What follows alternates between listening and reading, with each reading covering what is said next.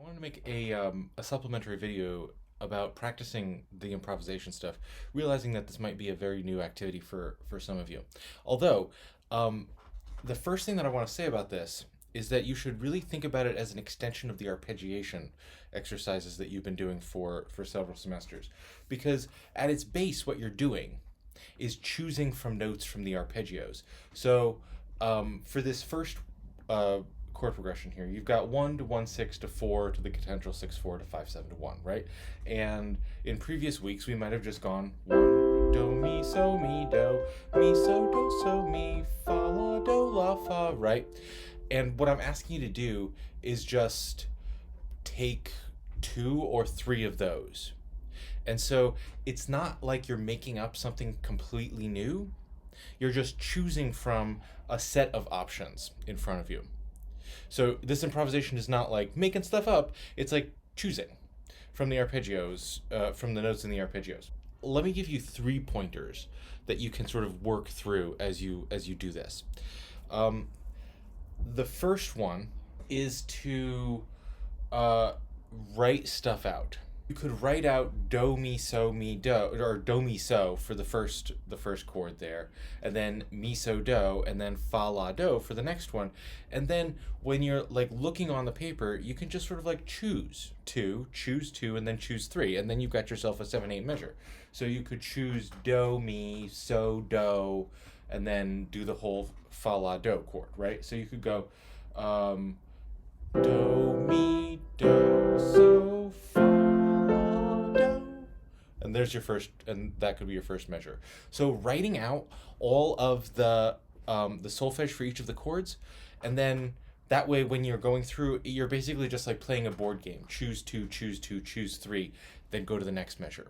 Or if you're doing the passing tone, choose 2 from that last measure and then put a passing tone in between it. So it could be like fa la, fa so la. As an extension of that, writing things out, you could also like just, especially initially, just write out a melody.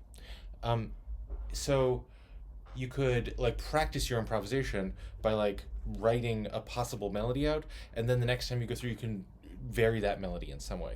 So it's not out of bounds to write out a melody just to get your feet wet at the beginning of these improvisation activities.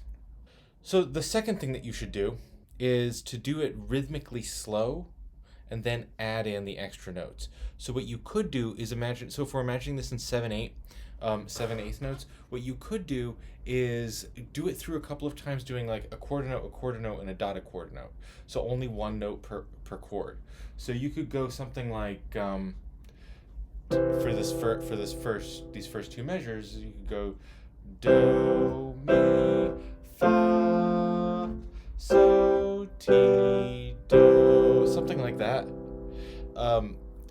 And you can also make it even easier by just doing the roots or the base of the arpeggio chord. So it's like you're doing the arpeggio activity, but you're only singing the first note of the arpeggio. So it's similar to what I just did. You could go like do mi fa to so do, something like that. And then the 5 7 4 could be do, and then 5 4 2 4, like that. You could just go through doing the bass notes as quarter dotted quarter for the first time through.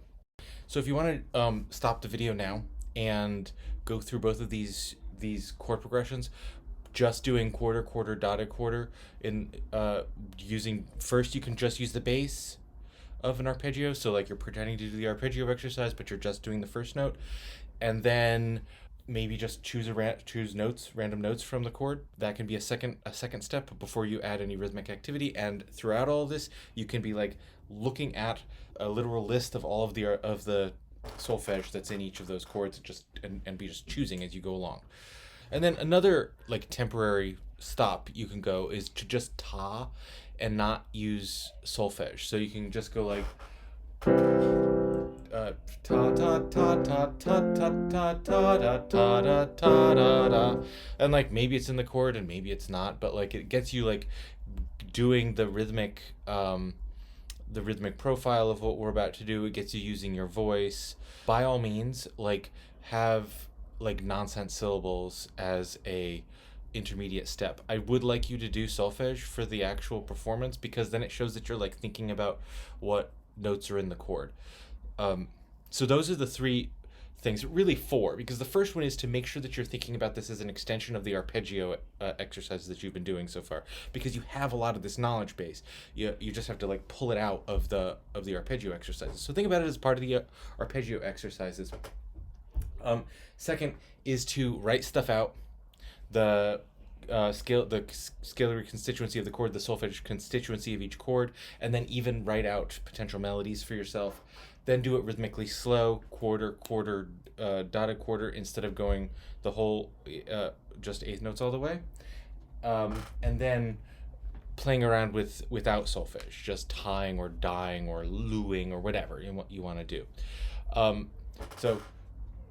Great. Send me any questions that you have, and have fun with this.